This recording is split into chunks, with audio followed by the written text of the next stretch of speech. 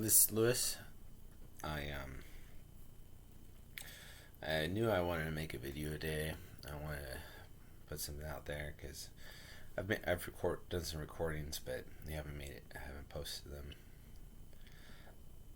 I wasn't sure where to go, um, but I thought I'd talk about suicide and suicidal thoughts. My perspective on things, because that's all I really have to offer is perspective.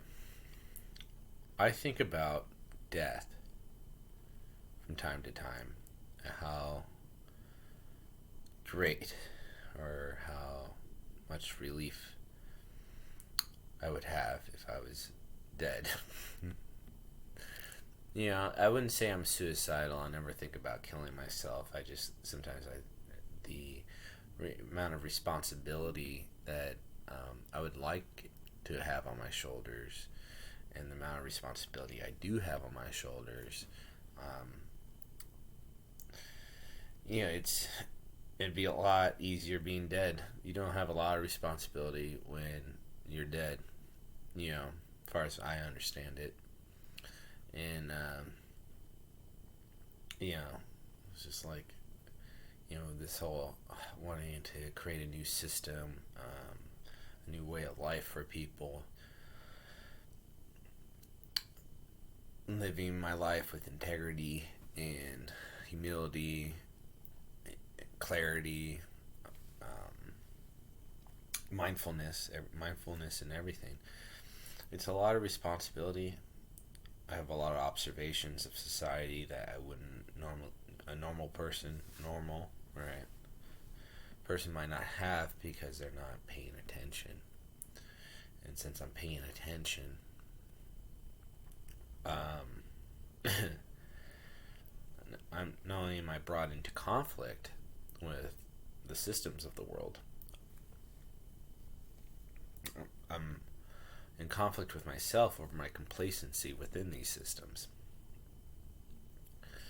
And so, from time to time, it is, I think, like, how great would it be to just be dead already? And it's dark. It sounds dark, right? And it might be a little depressing, of a place to take care of yourself.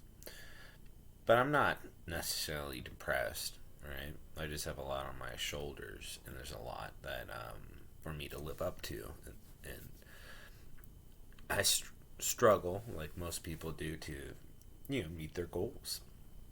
And I am meeting goals, and I am expanding my own consciousness, and I am expanding the consciousness of those around me, and we are actively creating a better life for ourselves as a group of individuals, within my little social circle.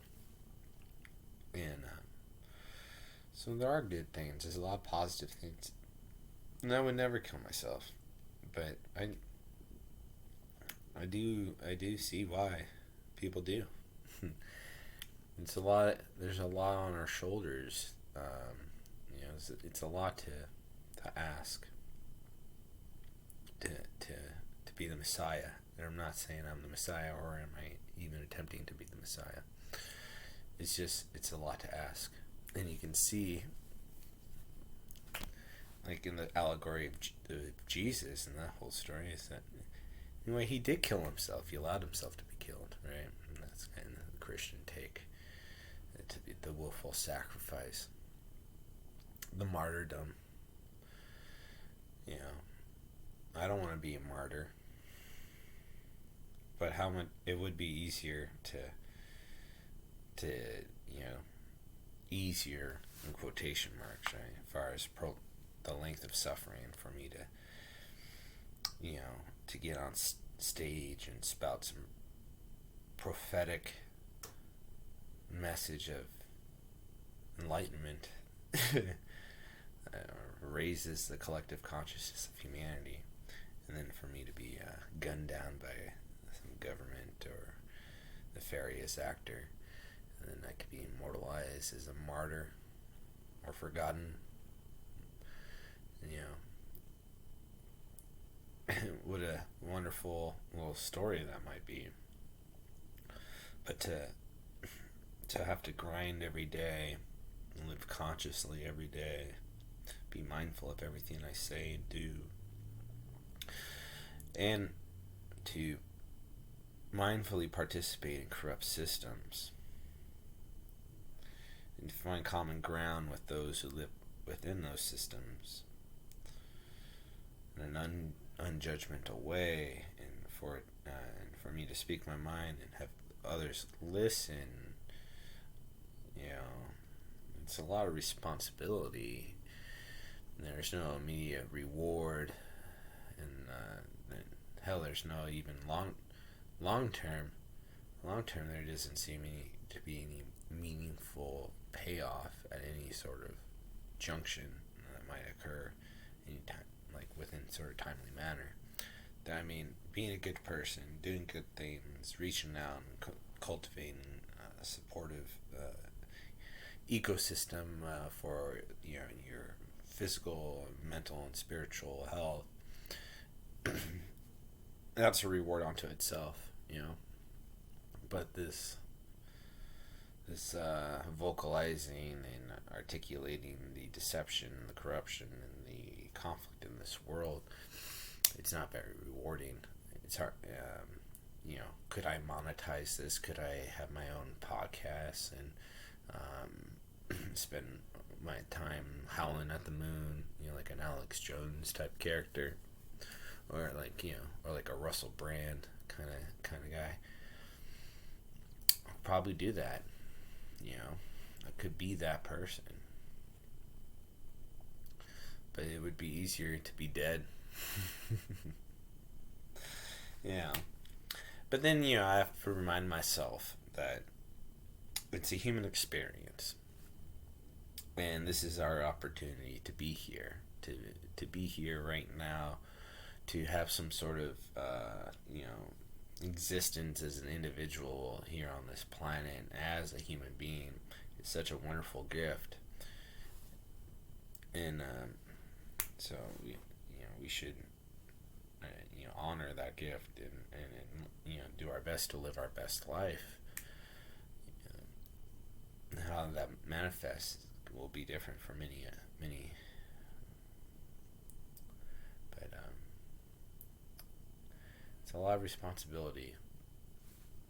It's easier to go with the flow.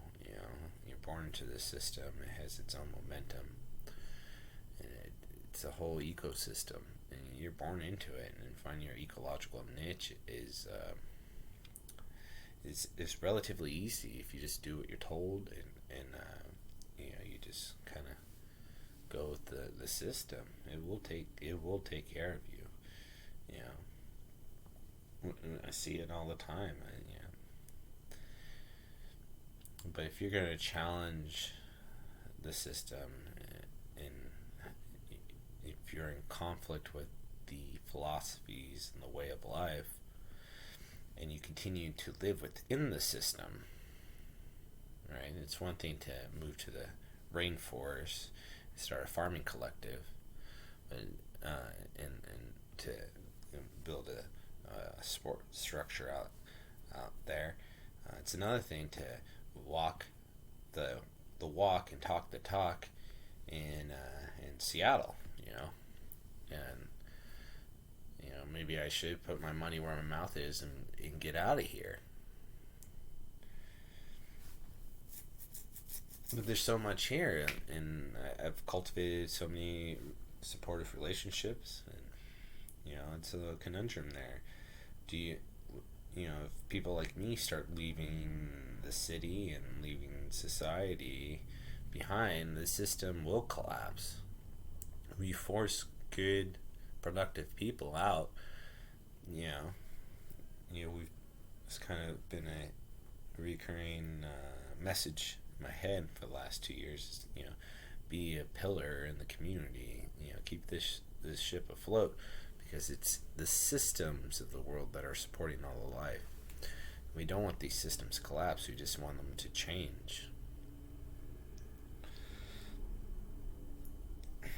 But yeah, so I'm not depressed. I just have a lot of responsibility. There's more I want to do. I and there's a lot. There's a lot I want to achieve in my life. I do want that eco village. I do want to get into community building, and I do. I want to teach, and I want to spread my voice as far as I can, and share my individual perspective on a whole range of issues. Uh, I'm interested in seeing a free humanity. I want to see a better humanity. I want to help guide humanity into this next transition from a this belief that we're alone in the universe to the realization that we are one of many intelligences. We're one of many expressions of life, and that we do exist. And we do have an interdimensional existence that we're currently unaware of, and that existence is sort of the fabric in which binds all of us together. So there's a lot there, There's a lot I can do. I have plans. I've been meeting with people, and we've been talking about. I've been picking people's brains on various subjects, and it's been very rewarding. I have a very fulfilled life, but there's a lot of pressure. There's a lot of responsibility. There's a lot on my shoulders, and it's hard. It's hard to find that balance. It's one of the biggest struggles. I think we all face is, especially as we are initiated into this way of thinking of our hidden collective nature, is that it becomes hard for us to balance the individual versus the collective. And see, if you're meditating on a rock and you're focusing on your breath every day, and you got this all going, and you're walking this enlightened path, it's easy to get lost in that, and start to become just the observer of life and not the participant. And it's hard to balance the two. It's hard to be not only the observer but also a equal participant in it. And it's the mastery of the human experience is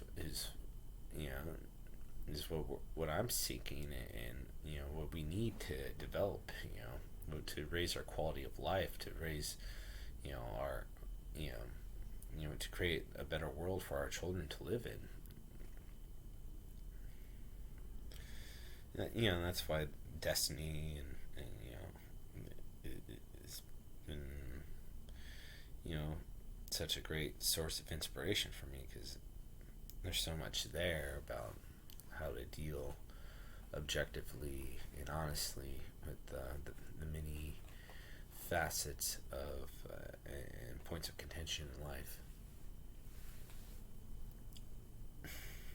So this is Lewis with a slightly somber post. I'll just reiterate: I'm not suicidal. I don't. I view death as a release, and I'm looking forward to earning that passage. But life is a wonderful opportunity, and I'm as there's tears in my eyes, I am happy to be here. It's just a lot, man. It's just so much, and it's hard to articulate what I'm experiencing and what I'm seeing every day. And we're not alone, and my perspective is not unique. And I know so many other people feel the same way I do, and that gives me solace. That helps me keep going, because it's been done before. And my life is very fulfilling, and it's only going to become more fulfilling some days are, I guess, are harder than others. But I think I said my piece. I guess I could talk more about from someone who's really truly suicidal's perspective, but that's not me.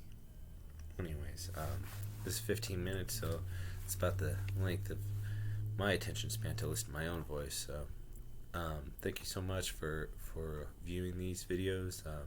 I do appreciate it. I do these videos to catalog my experience, and so that it might benefit others, and simultaneously as a therapeutic tool. I do review these videos, and I do keep a journal that I write about these videos afterwards, which I would recommend as a great tool to help understand who you are. Alright, this is Lewis. Have a great day.